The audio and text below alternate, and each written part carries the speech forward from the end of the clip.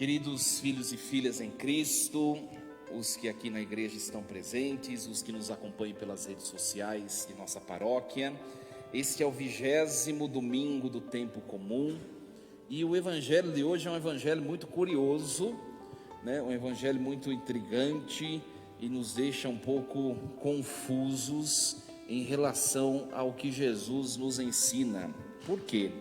Porque nós temos tantos textos bíblicos que falam que Deus é o promotor da paz, né? No texto de Isaías nós vemos Deus como príncipe da paz, aquele que Ele vai enviar, que é o Messias. Efésios capítulo 2, versículo 14, Jesus é a nossa paz. No evangelho de João, no capítulo 14, versículo 27, Jesus diz assim: eu vos dou a minha paz, né? Também nós acompanhando as aparições de Jesus ressuscitado nos evangelhos, nós vamos ver que quando ele saúda aqueles que ele encontra, ele diz: a paz esteja convosco. E hoje está dizendo o contrário, né? Vós pensais que eu vim trazer a paz sobre a terra? Pelo contrário, eu vim trazer divisão. Então nós precisamos saber interpretar o texto de hoje, e para que nós o interpretemos de maneira correta, nós temos de nos reportar aos santos padres da igreja. Hoje o evangelho apresenta 3 palavrinhas muito interessantes. A primeira é o fogo, a segunda é o batismo, e a terceira é a palavra divisão. Vamos começar pelo fogo, né? Naquele tempo disse Jesus a seus discípulos: eu vim para lançar fogo sobre a terra, e como eu gostaria que já estivesse aceso. Estranho um pouco, né? Se nós fizermos igual os protestantes, nós vamos interpretar isso aqui, que Jesus quer queimar tudo, né? Recomeçar, e não tem nada a ver, não tem nada a ver. Quem vai nos ajudar a interpretar essa frase? Primeira é Santo Ambrósio de Leão. Santo Ambrósio vai dizer que este fogo com o qual Jesus quer queimar a terra é o dom do Espírito Santo, é o amor, né? Jesus diz: como eu gostaria que este fogo já estivesse aceso. Ele tem desejo que o amor permeie a vida de todos os seres humanos, e nós vemos que não aconteceu isso ainda. Por isso Jesus está desejoso de que o fogo de fato seja lançado sobre a terra. Nós vemos ainda hoje muito desamor entre as pessoas. As pessoas não possuem mais a presença de Deus na alma, ou seja, estão frias, porque o fogo que aquece, que é o amor supremo, né? As pessoas já não querem mais ter parte com ele. Então é a primeira coisa. E o que é esta terra? Também a terra não é a terra que a gente pisa, né? Quem vai ajudar a interpretar isso é São João Crisóstomo. Ele vai dizer uma frase muito bonita: a terra não é aquela que nós pisamos com os pés, mas é aquela terra plasmada, aquele barro plasmado, pego por Deus em suas próprias mãos, e com o qual Deus formou o homem. Olha que bonito, né? E de fato o homem foi feito do barro, né? Da argila, e Deus soprou nas narinas. Lembra do texto de Gênesis? É esta terra que Deus quer queimar com o fogo do amor. É o ser humano. Não é que Deus quer queimar tudo isso daqui, se bem que não seria nada mal, né? Para começar de novo, né? Mas é o ser humano, Deus quer queimar, e o fogo tem a propriedade de aquecer e de purificar. Quando a prata e o ouro são submetidos a alta temperatura de fogo, a prata e o ouro, neles que contém muitas impurezas, as impurezas são queimadas, destruídas, e nós obtemos genuinamente, unicamente a prata e o ouro, que é a essência daquilo que Deus fez. Também o ser humano tem muita coisa na gente ainda, minha gente, que no fundo não faz parte de nós. São os nossos pecados, as nossas as coisas que nós vamos colocando em nós mesmos com o passar do tempo e que faz que nós percamos a nossa característica essencial humana. Depois Jesus vai dizer algo sobre a segunda palavrinha, o batismo. Devo receber um batismo e como eu estou ansioso que isso se cumpra. Qual batismo Jesus deve receber? Aqui Jesus como que se ele se colocasse na pessoa do seu corpo, os seus membros, que é a igreja. São Paulo vai sempre dizer nas suas cartas, Cristo é a cabeça do seu corpo, que é a igreja. Ou seja, ele é a cabeça, mas ele também é o corpo, ele é a igreja. Então, aqui ele se refere ao batismo do seu corpo, do seu membro. Quando é que a igreja foi batizada por primeiro? Quando ela foi criada. A igreja foi criada sendo batizada. Como assim, padre? É só olhar para a cruz. Quando que Jesus institui a igreja católica? Quando Jesus cria a igreja, que é o seu corpo místico. Quando no alto da cruz, aquele soldado perpassa com a lança o lado de Jesus. E do lado de Jesus sai a igreja. Muito bem, sangue e água, que significa a sacramentalidade da igreja. A Eucaristia, a água representa o batismo. Foi no alto da cruz, quando Jesus, transpassado pela lança, jorrando água, ali o seu corpo, que é a igreja, foi instituído e foi lavado. Como eu estou ansioso até que isso se cumpra. Quando Jesus falou isso, não tinha acontecido ainda o episódio da cruz, mas ele estava esperando por esse momento. Tanto fogo quanto batismo nos reporta a uma purificação, a um amadurecimento humano, pelo qual nós devemos passar, todos nós. E depois disso tem a terceira palavrinha, que é a divisão, que é a mais importante de hoje, viu, minha gente? Vós pensais que eu vim trazer a paz sobre a terra? Pelo contrário, eu vos digo, vim trazer divisão. E aí nós precisamos entender o que é a paz. A paz de que fala Jesus, ao contrário do mundo, se você perguntar para qualquer pessoa aí fora, o que é paz? Vão falar o seguinte: a paz é a ausência de guerra, a paz é a ausência de conflito, a paz é não ter indisposição com ninguém. É a paz para o mundo, só que não é a mesma coisa para Jesus. Porque você pode estar sem conflito com ninguém, você pode não estar atuando em guerra contra ninguém, mas a sua vida interior pode estar um bombardeio, e você interiormente pode estar sendo destruído por você mesmo e pelo pecado. Então, a paz que Jesus nos dá, como nos sugere o Evangelho de João, como o padre falou, no capítulo 14, eu vos dou a minha paz. Não é ausência de guerra ou de conflito, é uma plenitude interior, e isso só Deus pode dar.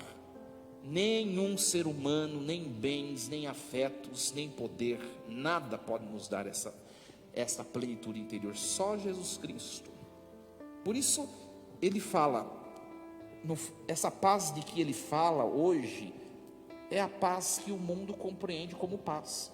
Não pensais que eu vim trazer paz sobre a terra. Essa paz do mundo não, Nós podíamos substituir essa palavra por uma outra, de uma conotação mais baixa, o pacifismo, Jesus não veio trazer pacifismo, ele veio trazer a verdadeira paz. E às vezes a verdadeira paz provoca aquilo que a paz no mundo não provoca, que é a divisão, que é a perseguição.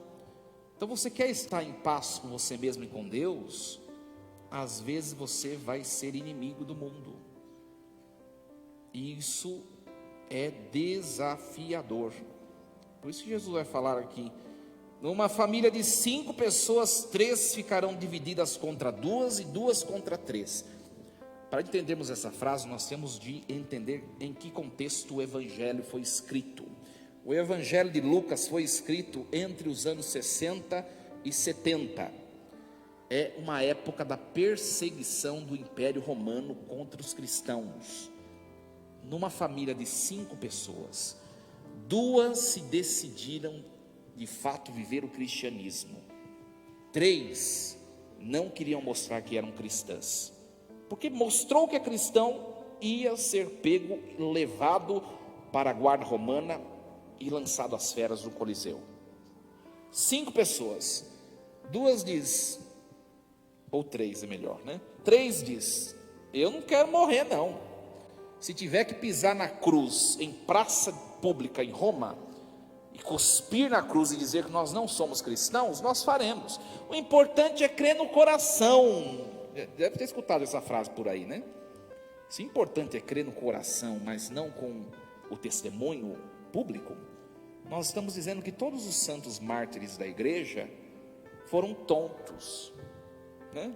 Não deviam ter feito isso e ido até a morte, né? Mas 2 da família decidem: não, eu não vou negar o nome de Jesus, porque eu quero o céu. E aí entra a divisão no seio familiar. É isso que a comunidade lucana está vivendo: divisão por causa de Jesus. E hoje não é muito diferente não, minha gente, não é muito diferente. É claro que ninguém vai ser morto, pelo menos por enquanto no Brasil, né? Lá na China já tem gente morrendo, né? Mas aqui ainda não. Mas acontece a perseguição e a divisão do mesmo jeito. Não tem gente que quando vem na igreja, a turma lá de casa, né? Fica, já vai na igreja de novo, né? Barato de sacristia, mulher do padre, não sei o quê, né? Não tem, são sinais disso do que fala o Evangelho. Divisão dentro de casa. E às vezes a gente pensa que é difícil de viver o Evangelho lá na sociedade, né? No trabalho, não sei aonde, e nada. Jesus está falando: olha, a divisão é começar dentro de casa, e quando for lá onde você trabalha, etc., vai ser pior ainda. Então nós temos que estar dispostos, meus queridos, a cumprir o mandamento do amor a Deus sobre todas as coisas. E aí vem a gente fala assim, né? Ah, mas no Evangelho está escrito, no Evangelho não, nos textos da Torá, no Deuteronômio, etc., está escrito que um dos mandamentos é honrar pai e mãe, não é? Um dos mandamentos é amar ao próximo. Mas se este amor, o respeito humano pelo pai, pela mãe, desagradar ao amor supremo, que é o amor a Deus, ele deve ser descumprido. O mandamento maior é amar a Deus primeiro, nem que eu precise me dividir do pai, da mãe, dos irmãos, etc. Essa aqui é a interpretação desse Evangelho. E não é fácil, porque acontece, minha gente, a perseguição, a divisão, ela é instantânea para aquele que decide ser cristão de verdade. E quando o padre fala isso, o padre está falando de católico autêntico, porque tem muita gente que vem à missa, mas a vida, a amizade com Jesus se limita a esta 1 hora e alguns minutos de missa. O resto da semana, eu não sou nada. E para Jesus isso não se faz necessário. Jesus quer discípulos que o sirvam aqui no altar, né? Hoje vão ser investidos 3 cerimoniários, e Jesus entrega a missão a vocês de ser fiéis aqui, enquanto servem ao altar, mas lá no mundão, aqui é fácil, né? Mais ou menos, né? Também tem as divisões, né? Mas é mais fácil viver o Evangelho aqui. Agora lá na escola, né, lá no trabalho, não é fácil. Por quê? Porque seguir Jesus vai me fazer o quê? Hora ou outra eu vou ter que fazer escolhas. Vai ter amizades que eu tinha antes que já não vai mais fazer sentido, porque não me levam para Jesus. Vai dividir. Vão ter ambientes que eu frequentava antes que já não mais serão convenientes, porque eu sou discípulo de Jesus. Vai ter que dividir, né? Vai ter assuntos nas rodinhas que antes eu entrava e eu me envolvia, que já não mais é conveniente a um cristão. Vai dividir. Consegue perceber o que é essa divisão? Vai ter grupos no WhatsApp que rola solta pornografia, os palavrões e tantas coisas indecentes que já não mais me será conveniente. Eu vou ter que me apartar. Seguir Jesus exige decisão, né? Mas a recompensa não é para este mundo. O Evangelho de Mateus, no capítulo 10, versículo 37 em diante, vai dizer assim: quem amar seu pai e sua mãe mais do que a mim, não será digno de mim. Mateus 10, 32 vai dizer assim: quem der testemunho de mim diante dos homens, no dia último eu darei testemunho diante do Pai. Mas quem me negar diante dos homens, eu também o negarei diante do meu Pai que está nos céus. Está no texto do Evangelho. Então, é desafiador. Então, viver o Evangelho, às vezes, viver essa paz ou conquistar essa paz que vem de Jesus, às vezes é buscar confusão, sim. Você assume ser defensor da verdade, e quando as pessoas falam algo que contrapõe a sua fé, você não é omisso, você defende, você fala o que você crê. Se o outro pode falar, eu também tenho o direito de falar. E o que a gente faz às vezes? Se cala. Eu vou ficar quieto para não ter confusão. Quem me negar diante dos homens, também eu negarei diante do Pai que está nos céus. E a omissão já é negar a Jesus Cristo. É séria a palavra de hoje. É séria, né? A divisão começa em casa. Hoje é dia dos pais, né? Mais uma vez, quem é pai, ergue a mão. Muito bem, Deus entrega a vocês, ou entregou a vocês, uma missão muito séria. Todas as missões que Deus nos entrega, todas elas serão colocadas na mesa no dia do juízo. Deus vai cobrar delas. O que é um pai bom? Né? De uma maneira bem objetiva. O que é ser um pai bom, que agrada a Deus? É um pai que entrega seu filho Jesus Cristo. Só isso, né? Você pode dar uma roupa boa, né? Uma calça da Calvin Klein, né? Um boné, não sei do que lá, pode, mas isso não é ser bom pai, né? Você pode dar o melhor colégio do seu filho, né? Conduzi-lo a conquistar a melhor das profissões, né? Uma situação financeira próspera, mas isso ainda não é ser um bom pai. Porque tudo isso, talvez, que você esteja dando, que você acha que é essencial, na morte acabou. No caixão não tem gaveta. E pode ser que a única coisa que você não deu, que é Deus, que é a caridade, que é o amor, ou seja, tudo a mesma coisa, você não deu. Vai ser a única exigência, é o passaporte para entrar no céu. Imagine você entrando no céu bonitão, e o seu filho no inferno. É sério. Mas eu dei tudo: roupa, estudo, profissão, passeios, viagem, intercâmbio nos Estados Unidos, na Inglaterra.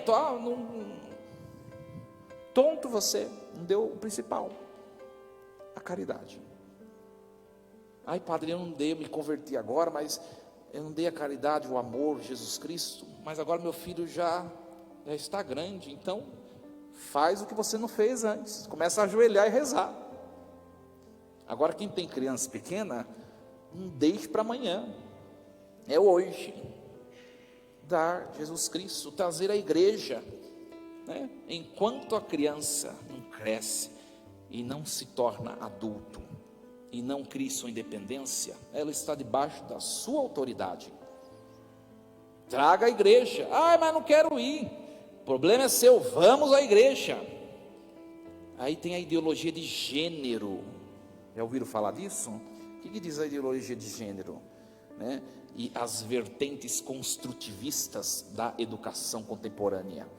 Quem é da área da educação estuda pedagogia e estuda textos construtivistas. O que é isso? Deixa a criança se educar e ela vai escolher o que ela quer.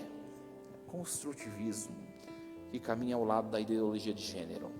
A ideologia de gênero diz o seguinte, olha, você não pode educar o seu filho sendo homem ou mulher, mesmo que ele tenha o piu-piuzinho lá, etc, Não, você vai deixar ele crescer e ele vai escolher o que ele quer, ou ela vai escolher, porque senão você vai estar oprimindo, obrigando ele a algo.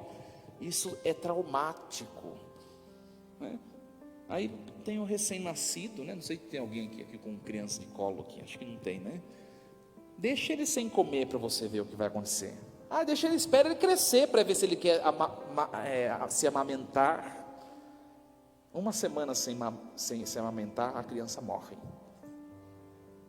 Então não é bem assim. Ora, se você tem que alimentar o seu filho para que ele cresça e faça outras escolhas, assim também é a vida espiritual. Tem crianças perfeitas fisiologicamente, mas mortas na alma, por culpa dos pais. É séria a coisa. Então vocês pais, se o filho já está barbado, é joelho no chão e entrega para Deus, Se o filho está pequeno, seja a autoridade de Jesus no seu lar. É Jesus Cristo em primeiro lugar, depois as outras coisas. E isso causa divisão lá na casa. Vai o pai falar para o filho: olha, isso desagrada a Deus, você não tem que mudar. A pessoa vai se incomodar. Nem nós às vezes gostamos de ser corrigidos. É difícil assumir um erro, uma falha, porque a verdade, ela machuca, mas ela faz crescer. E nós devemos ser promotor da verdade. Não podemos deixar que a verdade seja anunciada. Aí vem gente do lado da gente que fala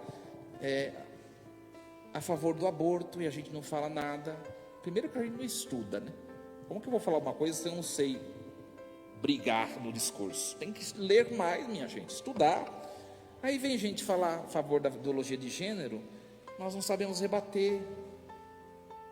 Então, nós vamos conquistar perseguições veladas, pequenas, mas vai ter. E nós estamos dispostos ou não? E é um termômetro, viu? Se você nunca foi perseguido pelo nome de Jesus, é porque você não está vivendo o Evangelho. Você está sendo concorde junto do mundo. Se você nunca foi criticado por viver a fé, é porque você não está anunciando a fé. Você está no mesmo grupo lá de fora. Quem experimentou isso foi Jeremias. A leitura primeira de hoje. O que fizeram com Jeremias? O que aconteceu? Essa leitura refere-se ao século VI antes de Jesus, 6 séculos antes de Jesus. Nós estamos lá no reino de Judá, no reino do sul. O que acontece? Quando se afasta de Deus, não dá certo, quebra a cara. E o povo de Deus, o povo de Judá, estava se afastando de Deus. O que aconteceu? Deus mandou profetas para dizer: ei, volte para Deus, senão você vai se dar mal. E não é fácil ser profeta, não é fácil falar para o outro, você está errado, não é fácil. Ezequiel, Jeremias e tantos outros profetas. Hoje a profecia de Jeremias foi lida. O que Jeremias fez? Jeremias foi lá e falou para o rei Sedecias: se vocês não se converterem e abandonarem os ídolos, essa corrupção, vocês vão ser destruídos. E não adiantou. Estava 1 ano para acontecer a destruição. Jeremias foi lá. O império da Babilônia já está destruindo o Egito e as terras, os impérios que estão próximos de nós, eles estão chegando. E Deus disse: se vocês não se converterem, o império da Babilônia vai chegar aqui, vai destruir. E aí a corte real, o texto diz hoje, né? É que às vezes a gente nem presta atenção, né? Os príncipes do rei foram até o rei Sedecias e disseram o seguinte: Rei Sedecias, este que é Jeremias deve ser morto, porque ele anda com a habilidade de nos desanimar. Olha que bonito, né? Falar a verdade, às vezes, vai soar para o outro como uma tentativa de desanimar, como uma tentativa de, você já está gorando, né? Não estou gorando, estou falando que não é de Deus. É o que os príncipes falaram. Jeremias tem que ser morto, rei, porque ele está nos desanimando. E o que faz o rei? Ele está em vossas mãos, façam o que vocês querem. Eles pegam Jeremias e lançam Jeremias numa cisterna. Eu nunca vi cisterna, né? Tem que procurar no google.com, né? Mas a cisterna daqui do texto parece ser profunda. Jeremias cai, ela estava vazia, mas embaixo tem lama. Ele começa a afundar na lama, ou seja, ele não ia conseguir sair mais dali, ia morrer de fome. Aí vem um outro personagem, olha que nome bonito para pôr no cachorrinho, Ebed-Meleque. Olha que bonito. Ebed-Meleque chega até o rei e diz assim: Rei Sedecias, a fome já começou a imperar aqui no nosso reino. Foi muito mal o que fizeram com Jeremias. Vocês estão mexendo com Deus. Deus vai se irar e vai ser pior. Aí o que vai o rei fazer? É verdade, tira Jeremias da cisterna. O que é a figura do rei Sedecias? É a figura daquela pessoa que fica em cima do muro. Uma pessoa diz uma coisa, outra diz outra, né? Sabe quando aquela pessoa que está passando dificuldade, aí vem a vizinha macumbeira, vamos dar uns passes lá, aí a pessoa tonta vai. Aí na semana seguinte a crente, né, que usa saia com racho da casa de cima, vamos lá no culto, né? Aí a pessoa vai também. É o rei Sedecias. Prende Jeremias, solta Jeremias, um homem que não tem decisão, um homem que não escuta a Deus para tomar suas decisões. Quem é a primeira pessoa que nós devemos escutar para nos decidirmos por algo? Não é o vizinho, não são os príncipes, é Deus. Se Deus está falando isso, mesmo que seja difícil viver, é porque é o melhor. O que vai acontecer com esse rei e com o reino de Judá? Não obedecem a Deus. O império da Babilônia no ano seguinte, esse daqui foi no ano 587. No ano seguinte, no ano 586, não sei se vocês sabem, mas quando é antes de Cristo vai descendo a data, tá? O padre não bebeu cerveja não, viu? Né? No ano seguinte, 586, o império da Babilônia invade Jerusalém e leva a primeira parte dos deportados escravos para a Mesopotâmia. Bem feito, né? Jeremias acho que não foi junto não, mas Ezequiel que falou foi levado junto, né? Pagou a conta também junto, o profeta. E é assim, que Deus nos ajude a ouvirmos essa palavra de hoje, minha gente. E é desafio viver o Evangelho, mas quando nós nos unimos a Jesus Cristo, a gente consegue. Escolha, divisão, que nós escolhamos Jesus Cristo em todas as provocações do mundo. Assim seja. Amém. Um instante de silêncio. Meditemos a palavra de hoje.